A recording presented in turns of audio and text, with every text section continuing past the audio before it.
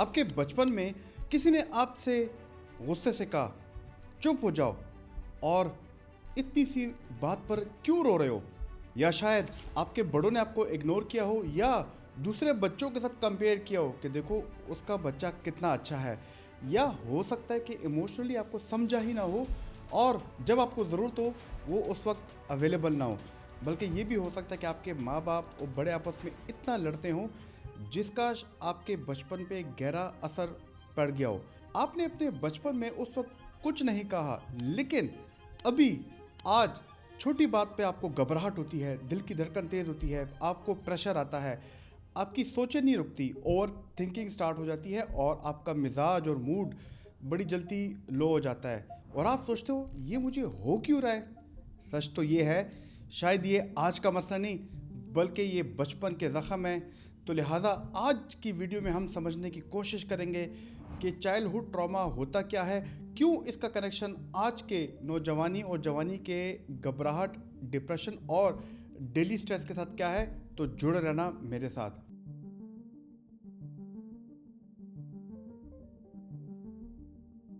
دوستو میرا نام پروفیسر ڈاکٹر علی مفتی ہے، میں ایک سائیکیٹرسٹ ہوں اور آج کی ویڈیو میں ہم بات کریں گے کہ کیوں ہمارے چائلڈہڈ ٹراما، بچپن کے صدمے ہماری آج کی انگزائٹی، ڈپریشن کے ساتھ لنک کرتے ہیں، کنیکٹ کرتے ہیں اور اس کا کیا علاج ہو سکتا ہے۔ لیکن آگے جانے سے پہلے میری آپ سے ریکویسٹ ہے کہ ہمارے ویڈیو کو لائک ضرور کیجیے گا۔ دوستو سب سے پہلے ہم سمجھتے ہیں کہ چائلڈہڈ ٹراما ہوتا کیا ہے، اور یاد رکھیں جب بھی ہم چائلڈہڈ ٹراما کی بات کرتے ہیں تو یہ صرف کوئی ابیوز نہیں ہوتا، مطلب کوئی سیکشول ابیوز نہیں ہوتا، کوئی مار پیٹ نہیں ہوتی، بلکہ وہ بچپن میں کوئی بھی ایسا ایکسپیرینس ہو سکتا ہے جو کہ آپ کے دماغ کو انسیف فیل کروائے۔ یہ ٹراما بھی ہو سکتا ہے، یعنی کہ کوئی آپ کو ایموشنل نگلیکٹ کرے، کوئی آپ کا سننے والا نہ ہو۔ یہ ایسا بھی ہو سکتا ہے کہ کوئی آپ کو بار بار تنقید کرے، آپ پہ کرٹیسائز کرے، یا آپ کو آپ کے بڑے بچپن میں چھوٹی چھوٹی بات پہ کرٹیسائز کرتے ہوں، آپ کو بار بار تانا دیتے ہو، آپ کی پیرنٹنگ بہت ہی سخت ہو، اسٹرکٹ ہو یا بہت ہی انپریڈکٹیبل ہو، اور سب سے بڑھ کے یہ کہ آپ کو بار بار کمپیریزن کیا جائے دوسرے بچوں کے ساتھ کہ تم اس کے بچے کے جیسے بالکل نہیں ہو سکتے، اور گھر میں ٹاکسک انوائرمنٹ ہو، ہر وقت لڑائیاں ہوں، بہن بھائیوں میں، بڑے ماں باپ میں، گھر میں بار بار ایک ان ایموشنل انوائرمنٹ ہو جسے ہم ٹاکسک انوائرمنٹ کہتے ہیں۔ اب ذرا پرابلم کو سمجھو، بچپن کا دماغ جب ان سارے ٹراما سے گزرتا ہے تو دماغ سمجھتا ہے کہ میں سیف فیل نہیں کر رہا، اور وہ ان فیلنگز کو یاد کر لیتا ہے، سٹور کر لیتا ہے۔ لیکن پھر ایک سوال کہ جو بچپن گزرتا ہے، آپ نوجوانی جوانی میں آتے ہو، تو پھر آپ کی یہ ذہنی مسائل میں کیوں چیزیں اتنی اسٹرانگ ہو جاتی ہیں؟ دیکھیے دوستو، اب ہم سمجھتے ہیں کہ اس کا دماغ پہ کیا اثر ہوتا ہے۔ جو میں نے بچپن کے سٹریس اور ٹراماز ابھی بتائے ہیں، تو جب آپ کے اوپر وہ ساری چیزیں گزرتی ہیں تو آپ کا برین ایک سروائیول موڈ میں چلا جاتا ہے، اور میں بار بار اپنی ویڈیوز میں کہتا ہوں کہ آپ کا جو دماغ ہے اس میں ایک ایموشن سینٹر امیگڈلا ہوتا ہے، وہ بار بار جب بھی کوئی ڈینجر سچویشن ہو اس میں ایکٹیویٹ ہوتا ہے۔ اب جب بچپن میں بچہ بار بار ایسی سچویشنز، ٹراماز کا سامنا کرے گا تو اس کے جو جذباتی سینٹر وہ بار بار ایکٹیویٹ ہوگا، اور اس وجہ سے اس کے باڈی میں کورٹیسول یعنی کہ اسٹریس ہارمون ہائی رہتا ہے، اور اس کا نروس سسٹم ہر وقت الرٹ رہنا سیکھ جاتا ہے۔ اگر آپ سمپل سے سمجھنا چاہو تو دماغ کو لگتا ہے کہ دنیا زیادہ تر انسیف ہے۔ اب یہی پیٹرن ہے جو کہ وہ اپنے بچپن سے لے کے اپنی نوجوانی اور جوانی میں لے کے جاتا ہے، اس کے دماغ میں یہ چیز بیٹھ جاتی ہے کہ جن سچویشنز کا میں نے سامنا کیا ہے، اور جب وہ بڑے ہو کے بھی ایسی سچویشن کو دیکھے تو وہ اسے تھریٹ لگتی ہیں، اس لیے نارمل سچویشن بھی اسے ڈر لگتا ہے، اس کو ریلیکس کرنا مشکل لگتا ہے، وہ اوور ریئیکٹ کرتا ہے، اوور تھنکنگ کرتا ہے۔ لیکن سب سے امپورٹنٹ چیز یہ ہے کہ یہ سب جو بچپن کے ٹراما ہیں، یہ ایک بچے کے لاشعور، جسے ہم سب کانشیس مائنڈ کہتے ہیں، اس کے اندر دھیرے دھیرے دماغ میں سٹور ہو جاتا ہے۔ مطلب جب آپ نوجوان بڑے ہو جاتے ہو تو آپ کانشیسلی بھول جاتے ہو ان بچپن کے صدموں کو، لیکن برین اسے یاد رکھتا ہے لاشعور دماغ میں، اور پھر سرٹن سچویشن، جیسے اگر آپ کہیں دیکھتے ہو کہ بچوں کو ڈانٹ پڑ رہی ہے، اگر آپ دیکھتے ہو کسی بچے کو مار پڑی ہے، اگر آپ دیکھتے ہو کہ ماں باپ آپس میں لڑ رہے ہیں، تو آپ کو بھی وداؤٹ اینی ریزن انگزائٹی فیل ہوتی ہے، اور آپ کہتے ہیں یار مجھے تو کوئی مسئلہ نہیں، پھر کیوں مجھے انگزائٹی فیل ہو رہی ہے؟ آپ کی باڈی ان لاشعور کے کنفلکٹس، ان لاشعور کے ٹراماز کو ریئیکٹ کرتے ہی، ایون جب ڈینجر ریئل نہ ہو، اور آپ کا ایمگڈلا اوور ایکٹیو ہو جاتا ہے اور آپ فائٹ اور فلائٹ رسپانس میں چلے جاتے ہو۔ دماغ نے ایک ہڈن پروگرام بنا لیا ہوتا ہے، اور وہ پروگرام سٹارٹ کر لیتا ہے کہ اسٹے الرٹ، دنیا सेफ़ नहीं है, और इसलिए आप कहते हो कि यार मुझे क्यों एंग्जाइटी हो रही है। रिलैक्स करना मुश्किल होता है, बल्कि किसी पे ट्रस्ट करना डिफ़िकल्ट होता है। काफ़ी ऐसे लोग हैं, वो बचपन में जब पेरेंटिंग को देखते हैं, मुश्किल पेरेंटिंग को, तो उनका शादी से एतबार भी उठ जाता है। और थिंकिंग ऑटोमेटिक होती है, और ये सब बिना सोचे समझे होती है, लाशऊर दिमाग से। तो याद रखिए कि चूँकि ये कॉन्शियस डिसीजन नहीं बल्कि सब कॉन्शियस लाशऊरी पैटर्न होता है, यहीं से आगे किस्सा स्टार्ट होता है, एंग्जाइटी और डिप्रेशन का कनेक्शन। तो दोस्तों, जितनी भी रिसर्च हुई है, काफ़ी दुनिया में ऐसे आर्टिकल्स लिखे गए हैं, साइंस भी ये कहती हैं कि जो बचपन के ट्रॉमा हैं, बचपन के सदमे हैं, वो डायरेक्टली लिंक्ड हैं एंग्जाइटी डिसऑर्डर्स के साथ, जिसमें घबराहट होती है, पैनिक अटैक्स आते हैं, सोशल एंग्जाइटी आता है। इसके अलावा वो डिप्रेशन की बीमारी के साथ जुड़े हुए हैं।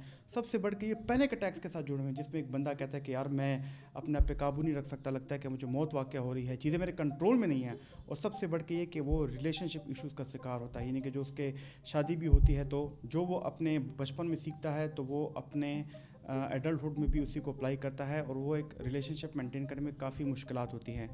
वो कैसे? क्योंकि दिमाग कॉन्स्टेंटली डेंजर स्कैन कर रहा होता है कि यार ये मैं शादी कर ली है, तो मेरे माँ बाप लड़ते थे, तो इधर भी डेंजर है, मेरी भी लाइफ में डेंजर होगा।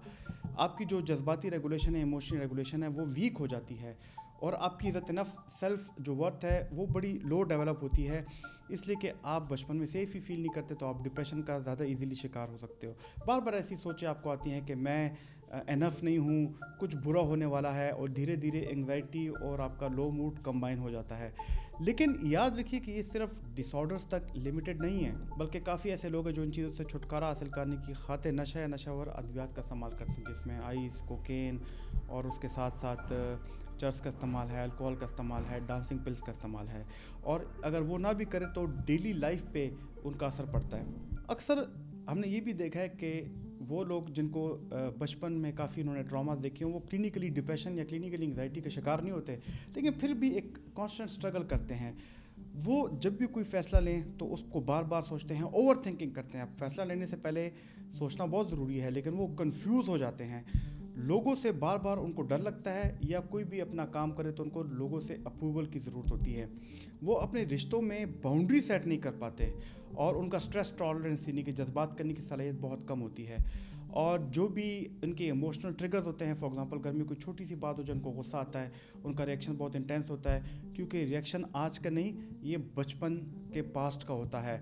और यहाँ एक बहुत इंपॉर्टेंट सवाल है कि जो पैटर्न आप जवानी में लेके गए हो, तो क्या ये चेंज हो सकते हैं? तो याद रखिए, हीलिंग पॉसिबल है। लेकिन याद रखिए कि इन सिम्टम्स को इग्नोर करने से नहीं, बल्कि हीलिंग, इलाज को समझने के स्टेप से आती है। सबसे पहले इसमें आती है अवेयरनेस। क्या आप आइडेंटिफाई करो कि यार मुझे एंग्जाइटी हो रही है, मैं इन चीज़ों पे ज़्यादा ओवर रिएक्ट कर रहा हूँ, ये समझना कि इशू कहाँ से आ रहा है। उसके बाद आपकी स्टार्ट होती है थेरेपी, और उसमें आती है psychotherapy, CBT, cognitive behavioural therapy, और ट्रॉमा फोकस थेरेपी। क्योंकि ये बहुत ज़रूरी है कि एक इंसान आपके पर्सनैलिटी को समझे, आपके हिस्ट्री ले, आपके बचपन को समझे, और फिर उसको कहीं ना कहीं आपके सिम्टम के साथ कनेक्ट करे, और आपके साथ हेल्प करे कि ताकि आपके जो बचपन के कन्फ्लिक्ट्स हैं वो ख़त्म हो जाए, और आप फ्यूचर में रिलैक्स ज़िंदगी गुजार सकें। और वो कोशिश करते हैं कि आपकी इमोशनल प्रोसेसिंग हो।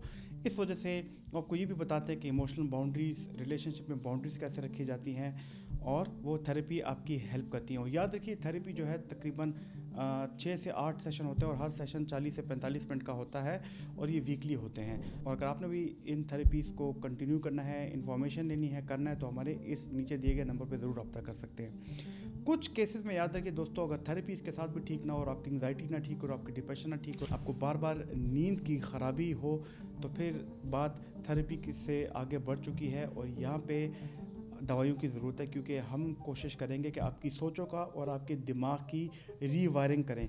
और याद रखें, रीवायरिंग बिल्कुल पॉसिबल है दिमाग की, क्योंकि ब्रेन एक न्यूरोप्लास्टिक ऑर्गन है, और नए पैटर्न्स भी सीख लेता है। अगर हम दवाइयों की बात करें तो उसमें तरह तरह की दवाइयाँ आती हैं। मैं ज़्यादा इस पर डिटेल पे नहीं जाऊँगा, क्योंकि मैंने अपने चैनल पे बहुत इस पर बात की हैं, और पर्सनैलिटी के मुताबिक, प्रॉब्लम के मुताबिक फिर हम दवाइयाँ देते हैं। याद रखिए, लोग कहते हैं कि पास्ट को भूल जाओ, लेकिन आपका दिमाग भूलता नहीं, अडॉप्ट करता है, और वो लाशऊर दिमाग में अडॉप्ट करता है। और अगर अडॉप्टेशन अनहेल्दी हो तो वो एंग्जाइटी, डिप्रेशन और रिलैक्स ना होने की कैफियत में आ सकता है। लेकिन जब आप समझ जाते हो कि ये मेरी वीकनेस नहीं, मेरी हिस्ट्री है, तो हीलिंग स्टार्ट होती है। तो दोस्तों, कैसे लगी आपको आज की ये वाली वीडियो? अगर आपको ये वाली वीडियो पसंद आई तो हमारी ये वाली वीडियो देखना, जिसमें मैंने साइकोथेरेपी और CBT के बारे में डिटेल से बात की, आपको मज़ा आएगा। मेरी कोशिश है कि इन वीडियोज़ के ज़रिए आपके अंदर साइकोलॉजिकल रेजिलियंस लाऊं, आपको मेंटल हेल्थ अवेयरनेस दूँ। हमारे साथ जुड़े रहिएगा, हमारे चैनल को लाइक सब्सक्राइब जरूर कीजिएगा। अल्लाह ताला आपका हामी नासिर, शुक्रिया।